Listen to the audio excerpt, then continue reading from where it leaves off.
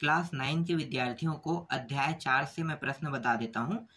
फिलहाल अध्याय आप लोगों को नहीं पढ़ा रहा हूँ, लेकिन अध्याय में जो प्रश्न रहेंगे उन प्रश्नों का सॉल्यूशन आपको जैसे मिल रहा है तो समझ लो कि मैं आपको अध्याय में ना पढ़ा के ना डायरेक्ट यहीं पे पढ़ा रहा हूँ। ठीक है, और ये सारे प्रश्न काफी इम्पोर्टेंट है, तो इन सब की आपको अच्छे से तैयारी करना है। तो देखो अध्याय 4 में दिया है आपका गति दिया है। ठीक है, ये अध्याय जो है क्रम आगे पीछे हो सकता है, तो आपको जो भी प्रश्न ढूंढना है या समझना है तो आपको गति वाले ही अध्याय में ढूंढना होगा। तो चलो शुरू करते हैं, प्रश्नों को देखते हैं। प्रश्न क्रमांक पहला देखो, एक समान वृत्तीय गति किसे कहते हैं? एक समान वृत्तीय गति का मतलब आप समझते हो? नहीं समझते हो ना? देखो मैं बताता हूँ। वृत्त जानते हो, वृत्त कैसा रहता है? गोल रहता है। तो इस तरह से हम एक वृत्त बना लेते हैं।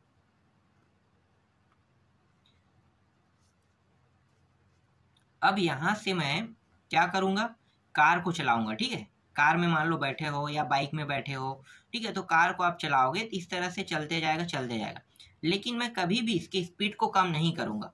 मान लो मैं इसकी स्पीड ले रहा हूँ 40 की स्पीड ले रहा हूँ, 40 किलोमीटर प्रति आवर्स, ठीक है, प्रति घंटा मैं ले रहा हूँ, तो मैं इसकी स्पीड को कम नहीं करूंगा, ये स्पीड इसी में रहेगा। तो ये पूरा जितने बार राउंड करेगा हर बार ये 40 की स्पीड पर ही राउंड करते रहेगा। इसी को हम कहते हैं एक समान वृत्तीय गति कहते हैं।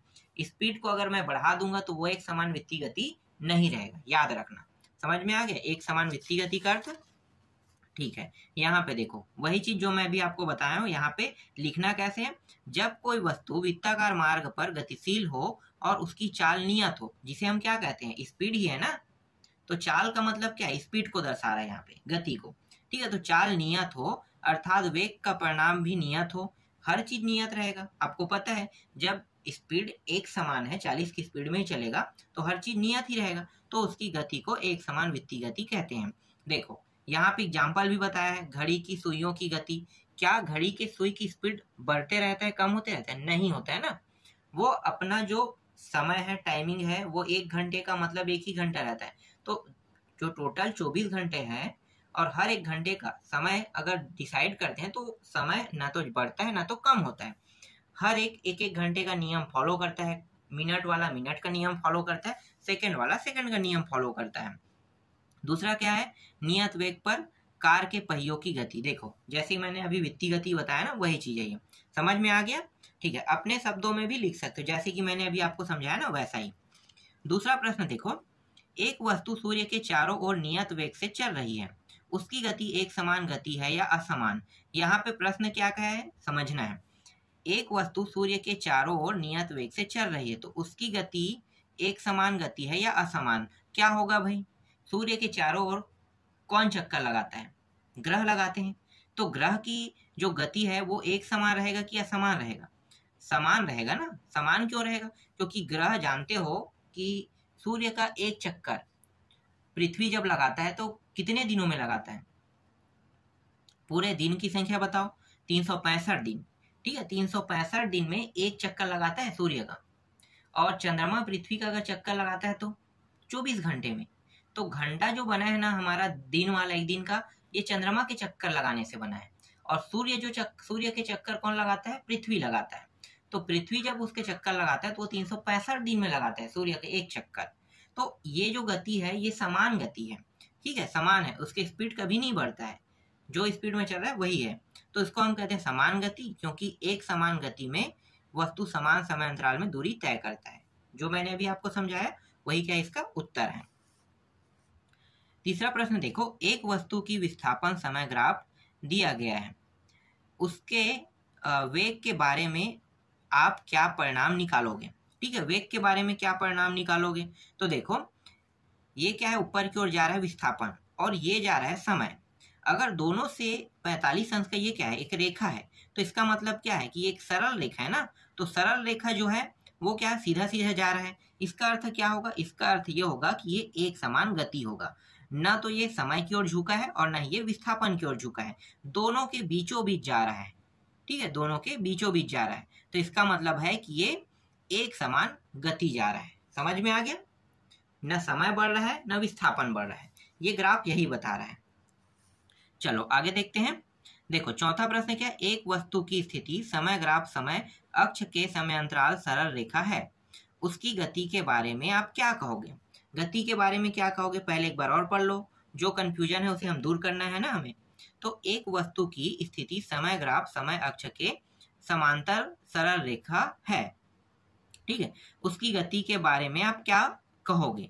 तो उसकी गति के बारे में क्या कहोगे, तो उसकी जो स्थिति है ना उसमें कोई परिवर्तन नहीं होगा, ठीक है, स्थिति में कोई परिवर्तन नहीं होगा, लेकिन वस्तु क्या रहेगा भाई, जब एक समय ग्राफ है तो स्थिति में क्या होगा, परिवर्तन तो होगा ही नहीं, तो वो वस्तु स्थिर रहेगा, ठीक है।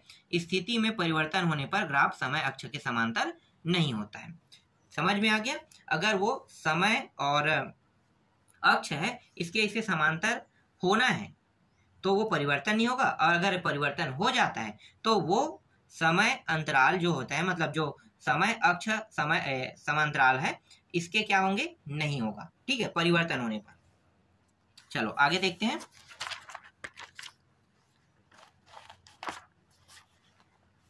देखो ये प्रश्न बहुत ज्यादा इंपॉर्टेंट रहता है, ऐसे प्रश्न 4 नंबर के में ये प्रश्न आते रहते हैं, ठीक है। तो ये 4 नंबर का ही क्वेश्चन है, इस अध्याय से 2 नंबर 3 नंबर 4 नंबर 1 नंबर ये प्रश्न इस अध्याय से आपको देखने को मिलेगा। तो चाल एवं वेग के 4 अंतर लिखे कह रहा है। तो चाल क्या होता है, वेग क्या होता है। देखो चाल और वेग में बहुत अंतर है ना।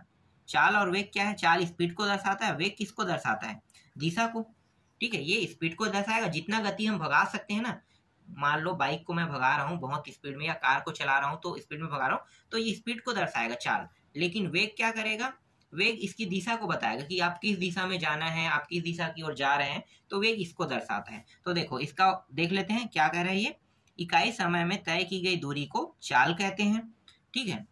चाल वही स्पीड है, 1 घंटे में 40 की स्पीड चल रहा है, इसका मतलब यही बोल रहा है।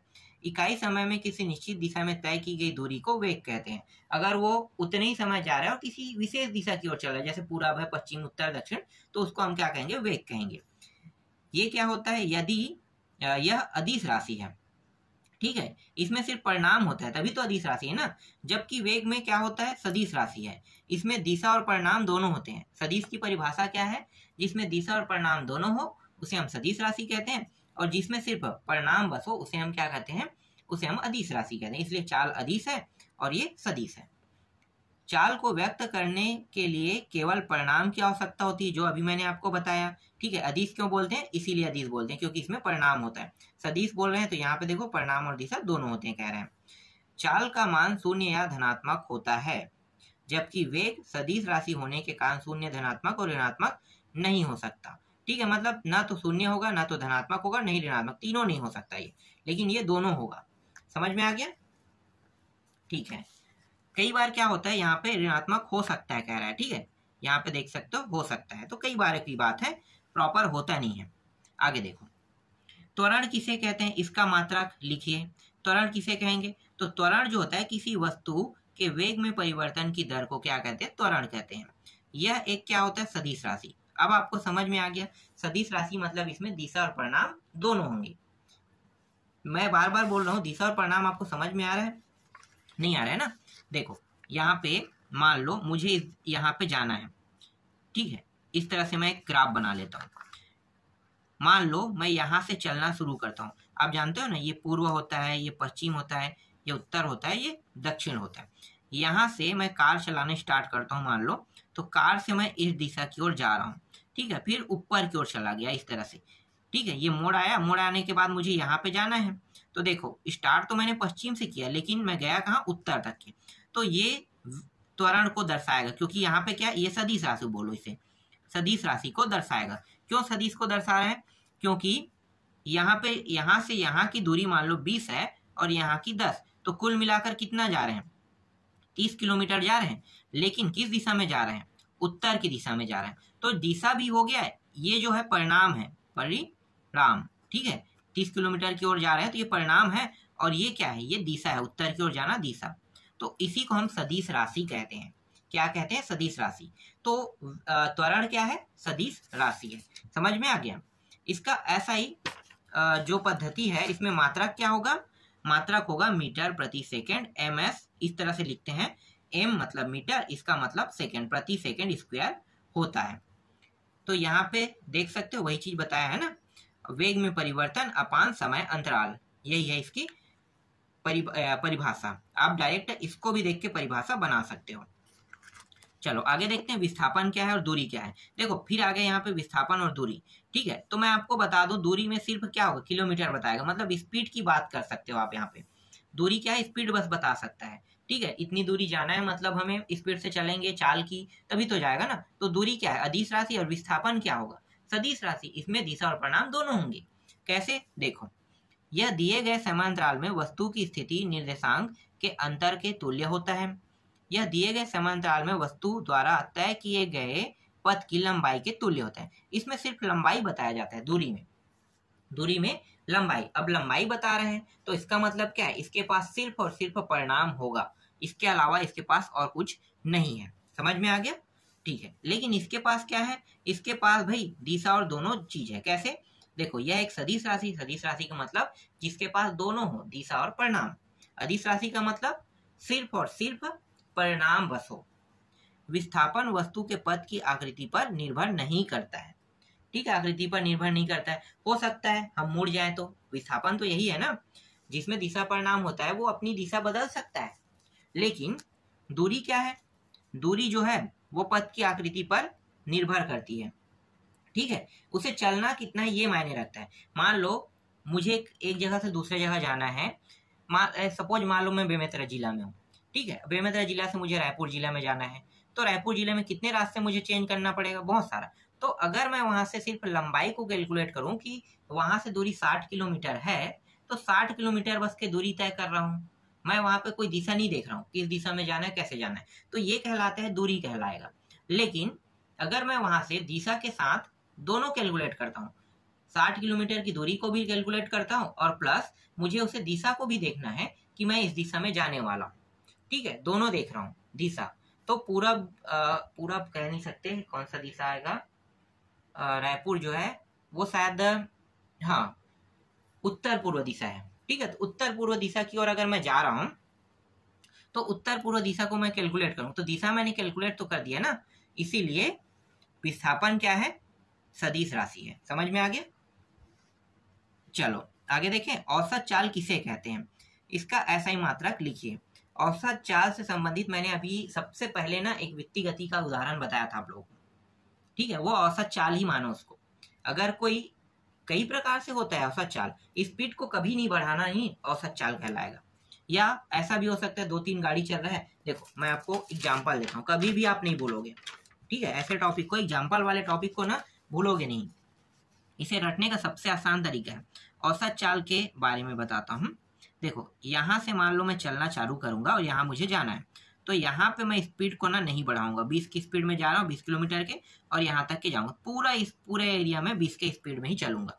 या मान लो मेरे साथ 2-3 गाड़ी और है, एक गाड़ी और है, एक गाड़ी और, इस तरह से 3 गाड़ी है, ये भी क्या कर रहे हैं, ये 25 की स्पीड में जा रहे हैं, ये 30 की स्पीड में जा रहे हैं। देखो मैं 20 के में जा रहा हूँ, ये किस में जा रहे हैं, ये 25 में जा रहा है और ये 30 में जा रहा है। तो ये हम जो स्पीड चला रहे हैं ना, तो हम अपने स्पीड को क्या कर रहे हैं, बढ़ा नहीं रहे हैं, सभी बराबर बराबर। अब तीनों को जोड़ देते हैं, कितना हो जाएगा, 20, 25 और 30, तो 25 दूनी 50 या 75, ठीक है, कुल 75 किलोमीटर इस तरह से तय कर दिए। तो अगर तीनों में हम बराबर बराबर हिस्सा में बांटेंगे, कितने से डिवाइड करेंगे, 1, 2, 3, 3 से भाग दे दो, कितना होगा, 3 एकम 3 दूनी और 1 5 3 पंचे, तो 25 की स्पीड में चल रहा है। तो इसी को हम कहते हैं औसत चाल कहते हैं। 3 व्यक्तियों के द्वारा अगर बाइक चलाया जाता है, तो एक की स्पीड 20 है किलोमीटर प्रति घंटा, एक की स्पीड 25 है और एक की स्पीड 30 है। तो तीनों को 3 से ही डिवाइड, जितने से जाते हैं उतने से डिवाइड कर देते हैं। डिवाइड करने पर जो उत्तर आएगा, जैसे यहाँ पे 25 आया ना, 25 को ही मैंने काट दिया है, यहाँ पे 25, तो 25 किलोमीटर क्या है, इसका औसत चाल है, ठीक है। तीनों को मिलाने के बाद औसत चाल इतना आएगा। तो ऐसे ही इस प्रश्न को बनाया जाता है। समझ में आ गया। देख लो, किसी वस्तु द्वारा इकाई समय में तय की गई दूरी को चाल और या औसत चाल कहते हैं। इसका ऐसा ही मात्रक मीटर प्रति सेकंड है। एक समान त्वरण किसे कहते हैं, यहाँ भी एक समान त्वरण की बात आ रहा है। अब एक समान की बात है तो आपको पता चल गया होगा क्या करना है भाई। तो देखो, समय समय अंतराल में वस्तु के वेग में समान परिवर्तन होता है, तो वस्तु का त्वरण एक समान त्वरण कहलाता है। ठीक है, ये इसका उत्तर है। छठवां प्रश्न देखो, ये सब आसान आसान प्रश्न है। बहुत से बच्चे ना 2 नंबर के क्वेश्चन को रट नहीं पाते, इसलिए मैं यहाँ पे एग्जाम्पल बता रहा हूँ जिससे आप आसानी से रट पाओ। विस्थापन दूरी से किस प्रकार भिन्न है? किस प्रकार भिन्न है भाई विस्थापन दूरी? इसके बारे में ये प्रश्न याद मत करो। क्यों याद मत करो कह रहा हूँ? क्योंकि विस्थापन और दूरी किस प्रकार से भिन्न है कहेगा तो मैं ऐसे ही बता सकता हूँ। पहला ये है कि विस्थापन सदिश राशि है और दूरी क्या है? अदिश राशि। भिन्न तो हो गया ना, सदिश राशि और अदिश राशि का जैसे ही मैंने जिक्र किया ये भिन्न हो गया। तो ये वाला जो उत्तर है ना, आपको लेने की जरूरत नहीं है। ठीक है, कहाँ से ले लेना है? तुलना वाले से ले लेना है। और भिन्न आप बता सकते हो क्योंकि ये सदिश है, अदिश है। सदिश इसलिए है क्योंकि इसमें दिशा और परिणाम पाए जाते हैं, जबकि दूरी में सिर्फ परिणाम पाया जाता है। ठीक है, दूरी लंबाई को निर्देशित करता है, जबकि विस्थापन क्या करता है? दिशा और परिणाम को निर्देशित करता है। तो इस तरह से कई प्रकार से कई टॉपिक से आप बना सकते हो। ठीक है, तो इसका उत्तर जो है वो आपको पीछे वाले प्रश्न के ही उत्तर को लिखना है, इसको नहीं लिखना है। आगे देखो, सदिश व अदिश राशि को समझाइए। अभी देखो, जस्ट मैंने अभी बताया ना सदिश और अदिश। सदिश राशि में क्या होता है? दिशा और परिणाम होते हैं, लेकिन अदिश राशि में दिशा और परिणाम नहीं होते। तुलना, सीधी बात, मैं जो बोल रहा हूँ बस उसको लिखना है, इसके उत्तरों को नहीं लिखना है। ठीक है, समझ में आ गया ना? इसमें दिशा और परिणाम दोनों पाए जाते हैं सदिश राशि में, जबकि अदिश राशि में सिर्फ परिणाम पाया जाता है। सदिश राशि के एग्जाम्पल में आप ले सकते हो वेग को ले सकते हो, त्वरण को ले सकते हो, विस्थापन को ले सकते हो, और इसके एग्जाम्पल में क्या क्या ले सकते हो? दूरी, चाल। ठीक है, जिसमें परिणाम बस है उसको आपको लेना है। समझ में आ गया? आगे देखो, एक गाड़ी 36 किलोमीटर प्रति हावर्स मतलब प्रति घंटे की एक समान चाल से चल रही है। जब उसमें ब्रेक लगाया जाता है तो उसमें 0.5 मीटर प्रति सेकंड की मंदन उत्पन्न हो जाती है। गाड़ी रुकने से पहले कितनी दूरी तय की होगी? ठीक है, जब ब्रेक लगाएगा तो थोड़ा सा तो आगे जाएगा ना, एकाएक तो नहीं रुकेगा। तो वही चीज पूछा है यहाँ पे। ठीक है, देखो कैसे सॉल्व करोगे। तो यहाँ पे आपको क्या करना है? गाड़ी की प्रारंभिक वेग पहले चला कितने में होगा, तो इसे हम कहते हैं, देखो 36 किलोमीटर प्रति घंटा चला है ये। ठीक है, यही स्पीड चल रहा था। ब्रेक लगाएंगे तो ब्रेक जब लगाया होगा तब इसकी बात करेंगे। तो देखो 36 घंटे को हमें किसमें चेंज करना है? हमें चेंज करना है किसमें? मीटर में। तो मीटर में किसी को भी चेंज करेंगे तो 1000 से डिवाइड कर देंगे तो किलोमीटर हो गया। ये देखो 36 को हम किस में चेंज करें, मतलब 36 किलोमीटर है तो किलोमीटर को हम मीटर में चेंज कर रहे हैं, तो ये मीटर में चेंज हो गया। अब घंटा है तो घंटा में क्या होता है? 60 सेकेंड और 60 मिनट दोनों मिला के घंटा बनता है, तो 60 से गुणा कर देंगे नीचे में।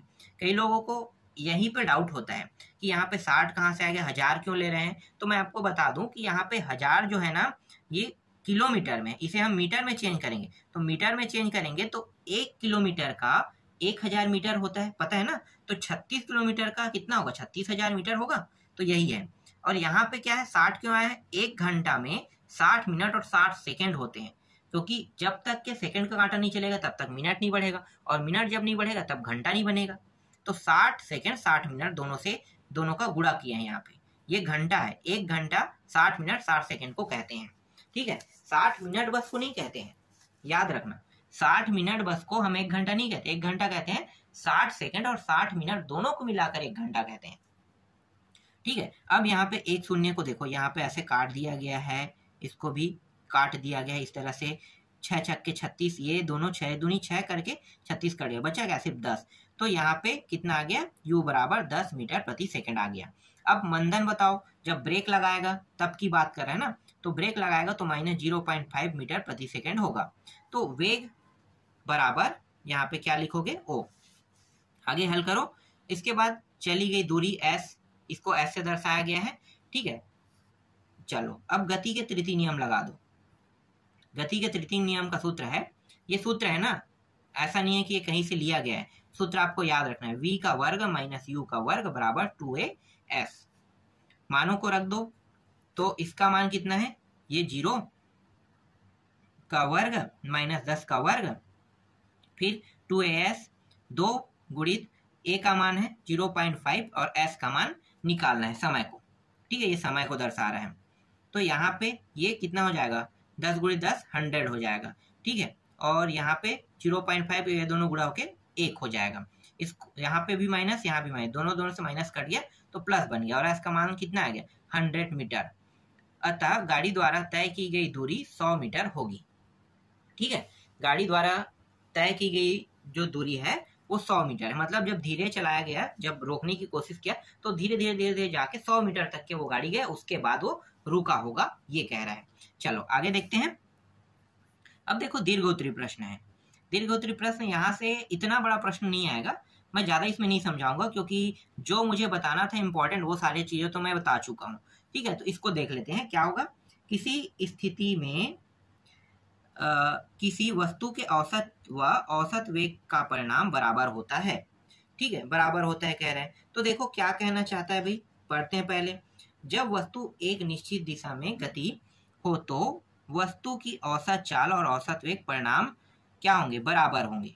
स्वाभाविक बात है, अगर एक दिशा में जा रहा है तो चाल भी रहेंगे बराबर और उसका वेग भी बराबर ही रहेगा। ठीक है, सही बात कह रहे हैं यहाँ पे।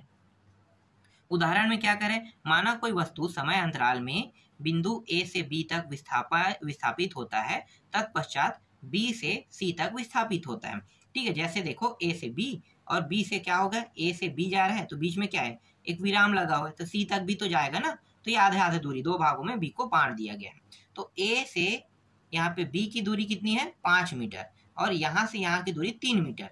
तो मतलब कहना क्या चाहता है, यहाँ पे आगे देखो, कहना चाहता है कि गति निश्चित दिशा में होने के कारण कुल तय की गई दूरी एवं विस्थापन दोनों ही 8 मीटर बराबर होता है। क्यों नहीं होगा भाई, यहाँ से यहाँ पूरा जाओगे तो देखो 5 3 कितना हो गया, 1 सेकंड, यहाँ से यहाँ जाओगे तो देखो 5 3 कितना होगा 8, तो यही चीज यहाँ पे बताया गया है कि 8 मीटर हो, जबकि विस्थापन कितना होगा, 3 को घटा दो, उसमें घटाओगे तो कितना होगा 2 मीटर होगा, अर्थात बदल गया यहाँ पे।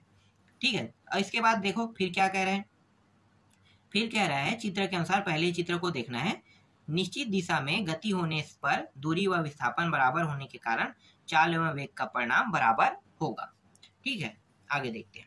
एक समान गति के लिए वेग समय ग्राफ खींचिए। अब वेग समय ग्राफ खींचना ये काफी बड़ा प्रश्न है एक समान गति के लिए। तो क्या करना है भाई, तो देखो पहले आपको क्या लिखना है, एक समान गति का तात्पर्य समान समय अंतराल में समान दूरी तय करना है। ठीक है, सही बात कह रहे हैं। एक समान गति का मतलब मैंने आपको क्या समझाया था भाई, एक ग्राफ आप लोगों ने देखा था ना, कैसा कैसा ग्राफ, मैं आपको दिखाता हूं।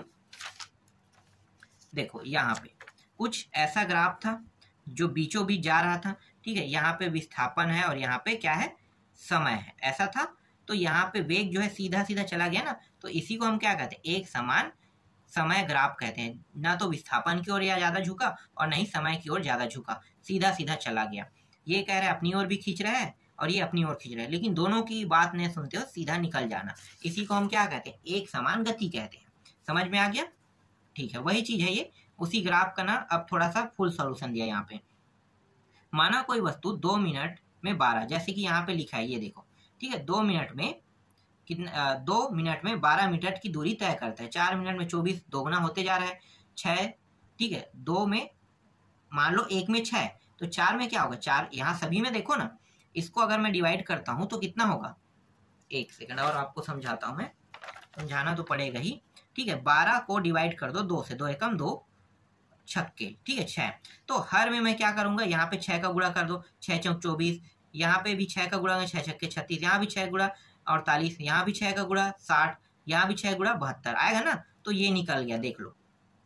ठीक है, इसे हम क्या कहते हैं, समय अंतराल कहते हैं। 6 यहाँ पे समय अंतराल आया है, तो हर में कितने से गुणा किया गया है, 6 से गुणा किया गया है मिनट में, तब क्या होगा, दूरी निकल जाएगा। ठीक है, इस तरह से दूरी आपको मिल गया। आगे क्या कह रहे हैं, अब देखो यहाँ पे तालिका में स्पष्ट है, वस्तु प्रत्येक समय 2 मिनट के समय अंतराल में 12 मीटर की दूरी तय करता है। यह एक समान गति है। ठीक है, एक समान गति क्योंकि सभी में 6-6 का ही अंतराल था। ठीक है, आगे क्या है, इस ग्राफ से व्यक्त करने पर एक्स अक्ष पर समान मिनट, वाई अक्ष पर दूरी मीटर को व्यक्त करने पर, और कुछ खास तो नहीं बताया, वही चीज दोहरा रहा है जो मैंने ग्राफ बताया था ना, वही ग्राफ है ये देखो। देखो इसे हम का मान लेते हैं, देखो यहाँ पे समय और इस बार वेग दिया है। मैंने क्या किया था, मैंने इसे विस्थापन कहा था और इसे वेग। तो भाई विस्थापन में भी क्या है, सदिश राशि ना, सदिश राशि था, समझ में आ गई, ये सदिश ही राशि है। तो सदिश राशि और यह अदिश राशि है, तो सीधा सीधा क्या हो रहा है, जा रहा है। ठीक है, तो यही चीज है, वही ग्राफ है, अलग कोई ग्राफ नहीं है। फिर क्या कर रहा है, देखो एक समान मंदन में वेग समय ग्राफ खींचे। अब मंदन की बात कर रहा है, तो ये सॉल्यूशन वाला प्रश्न है। ऐसे प्रश्न एग्जाम में बहुत कम आते हैं, बहुत कम, बहुत ज्यादा ही कम आते हैं। तो इसका सॉल्यूशन आपको क्या करना है, मंदन का टॉपिक मैंने बताया था कैसे होगा, ठीक है। उदाहरण यहाँ पे कुछ मंदन के बारे में बताया गया है, देख लेना है आपको, ठीक है। और यहाँ पे कुछ सॉल्यूशन दिया है इस तरह से, इसको भी आपको देख लेना है, ठीक है। आगे दिखाते हैं, इसमें और प्रश्न हो गए। तो चौथा प्रश्न देखते हैं दीर्घोत्तरी में। कोई कार एक समान रूप से त्वरित होकर अपना वेग 18 किलोमीटर प्रति घंटे से 36 किलोमीटर प्रति घंटे 5 सेकंड में कर लेती है, तो उसका त्वरण एवं उसके द्वारा तय की गई दूरी ज्ञात कीजिए। ठीक है, तो त्वरण क्या ज्ञात करना है, तय की गई दूरी ज्ञात करना, त्वरण एवं उसके द्वारा तय की गई दूरी दोनों ज्ञात करना है। तो दोनों चीज हमें इसमें ज्ञात करना है ना, तो कैसे हल होगा, तो देखो प्रारंभिक वेग को हम u कहते हैं, ठीक है। v क्या होता है, वेग होता है। समय वेग को कहते हैं और समय को t से दर्शाते हैं, ठीक है। इसके लिए एक सूत्र उपयोग करेंगे जिसे हम कहते हैं गति के प्रथम नियम का समीकरण, v बराबर u प्लस at। इस सूत्र को आपको याद रखना है, ये गति के प्रथम नियम, तृतीय नियम का सूत्र मैंने बताया था और ये प्रथम नियम का सूत्र है। एक और है द्वितीय नियम का, उसे बाद में देखेंगे, ठीक है। पहले इसको देख लेते हैं। तो इस सूत्र में ये सभी मानों को रख दो, जहाँ पे v है, u है, t है, रख देंगे। तो ये देखो यहाँ पे a का मान निकल जाएगा। a क्या होता है, त्वरण होता है, त्वरण का मान आ गया। अब द्वितीय गति का नियम लगाओ, गति के द्वितीय समीकरण का नियम ये है, s बराबर ut प्लस 1/2 at। याद रखना ना तीनों सूत्रों को, तीनों सूत्रों को आपको याद रखना है। कौन कौन से सूत्र, पहला है गति के प्रथम नियम का सूत्र v बराबर u प्लस at। दूसरा क्या है, दूसरा सूत्र है s बराबर ut, आगे ये काम आएगा 1/2 और at का वर्ग। और तीसरा जो सूत्र है वो क्या है, v स्क्वायर बराबर u स्क्वायर, ऐसा कुछ था क्या, मुझे भी देखना पड़ेगा।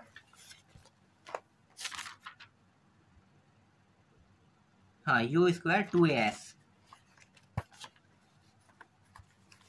यहाँ पे ये दोनों माइनस में रहेगा और यहाँ पे बराबर लगेगा 2a, एक सेकेंड, 2as, ठीक है। ये सूत्र है, ये तीनों सूत्र आपको याद रखना है।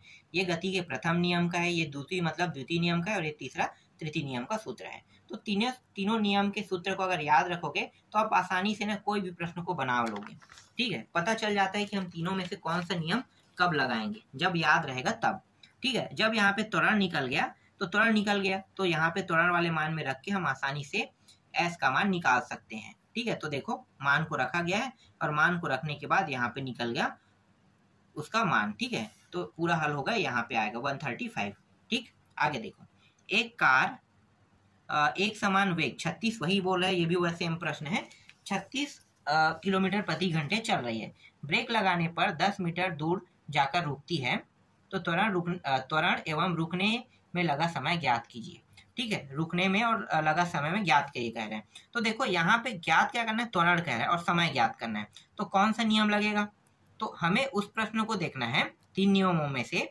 जिस नियम में त्वरण हो लेकिन समय ना हो, जिसमें समय हो उसमें त्वरण ना हो, ठीक है। तो एक तो है तृतीय नियम, देख लो, देखो मैं आपको बताता हूँ, दोनों हो उसको नहीं देखना है हमें, इसमें दोनों है, at दोनों दिया है, तो हमें इस समीकरण को हमें यूज नहीं करना है, इसमें तो दिया ही नहीं है, ठीक है। यहाँ पे क्या है, प्रथम नियम में at दिया है, तो दोनों इसमें भी दिया है, इसलिए ये दोनों एक साथ यूज नहीं हो सकता।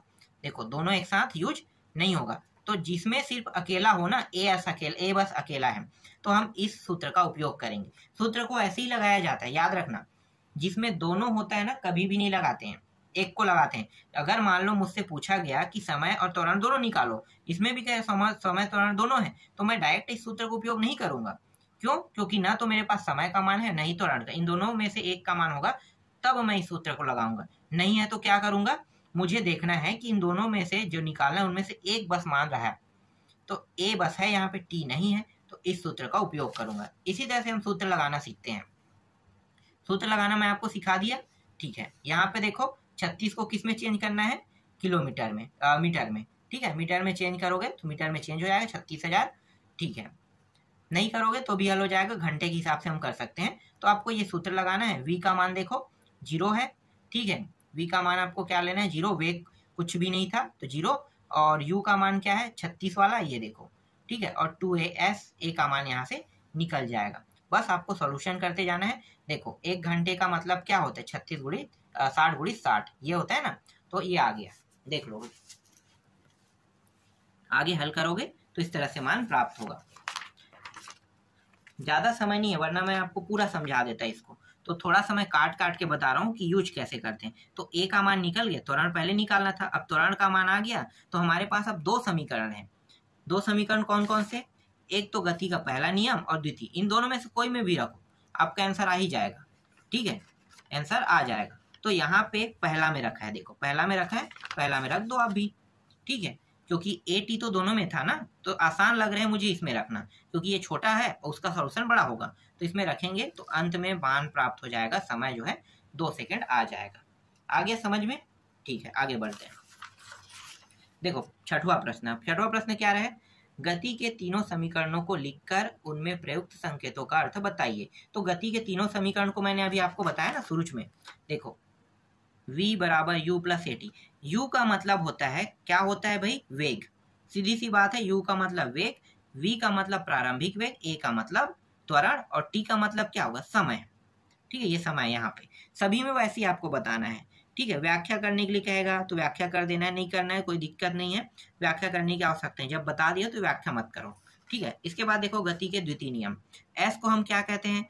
s को हम कहते हैं समय, t समय में तय की गई दूरी, ठीक है, ये दूरी मान लो इसको।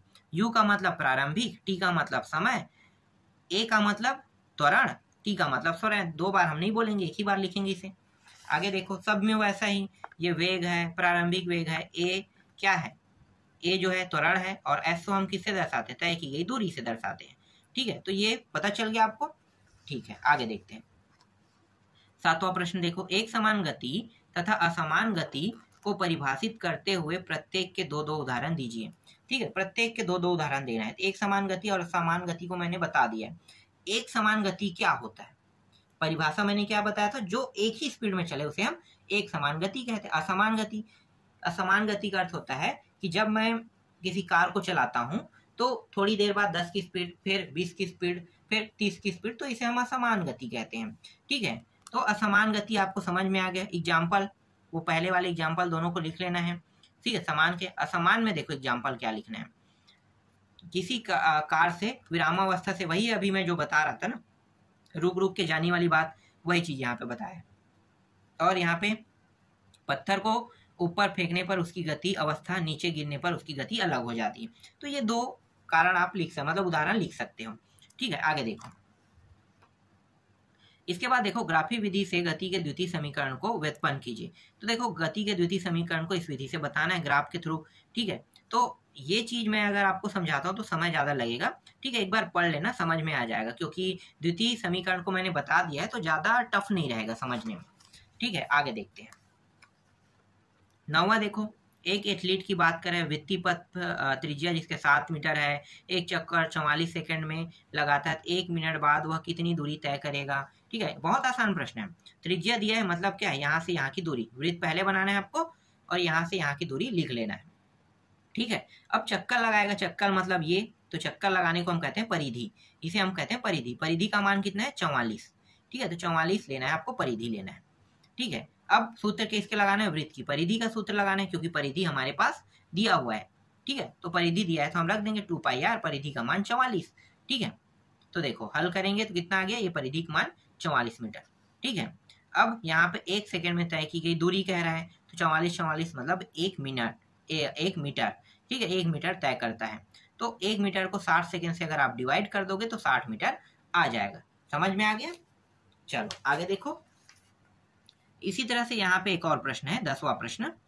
रेलगाड़ी विरामावस्था से चलना प्रारंभ करती है और 5 मिनट में 72 किलोमीटर का वेग प्राप्त कर लेती है। यदि रेलगाड़ी एक समान त्वरण से चले तो निम्न को परिकलित करें, ठीक है। त्वरण है, वेग को प्राप्त करने में रेलगाड़ी द्वारा चली गई दूरी। तो देखो त्वरण की गणना आपको इस तरह से करना है।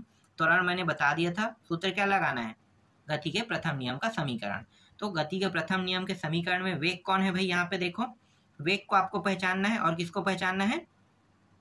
आपको यहाँ पे मिनट, मिनट मतलब ये समय है, ठीक है, तो मिनट भी है, समय भी है, सब चीज़ आप पहचान लिए। ठीक है, तो यहाँ पे देख लो v का मान ये होगा 72 जो दिया है, ये क्या है, वेग है। तो 72 को अगर मीटर में चेंज करोगे किलोमीटर से तो 1000 से गुणा कर दोगे, और 60 गुणी 60 ये होगा, तभी तो 36 आएगा ना समय से। फिर ये जो प्रारंभिक वेग है वो 0 है, बताया नहीं है प्रश्न में, और a गुणी 60 इस तरह से करोगे तो यहाँ पे आ जाएगा आपको उत्तर इतना। अब रेलगाड़ी वाला देखो दूरी तय, इसमें कौन सा नियम लगा है, गति के तृतीय नियम। ठीक है, इसमें हल करोगे तो ये आ गया आपका आंसर। इसके बाद देखो ये वाला प्रश्न, 20वां प्रश्न। ठीक है, इसको कैसे बनाओगे तो आप देख लो, वीडियो बहुत लंबा हो रहा है। ठीक है, जितना मुझे समझाना था वो सारे प्रश्न मैंने तो समझा दिया है। और ये वाला प्रश्न भी है, देखो इसे कैसे बनाओगे, इसको भी एक बार ट्राई कर लेना। और ये पुराना ही प्रश्न है सब ना, नया नहीं है, इसका सॉल्यूशन सब सेम रहेगा, अलग नहीं है। और एक अंतिम प्रश्न है, अगर मैं एक एक प्रश्न बताता हूँ तो और ज़्यादा लंबा जाएगा, तो मैं चाहता हूँ कि एक वीडियो में ही ये खत्म हो पूरा पूरा टॉपिक। ठीक है, तो इस तरह से तो दिखा दिया मैंने सभी प्रश्नों को। ठीक है, सॉल्यूशन आप लोग देख लेना, बहुत आसान है। ये प्रश्न एग्जाम में नहीं आएंगे, जो 4-5 प्रश्न लास्ट तक छोड़ रहा हूँ ना, ये एग्जाम में नहीं आते हैं। जितना मैंने बताया सिर्फ उतना ही आएगा।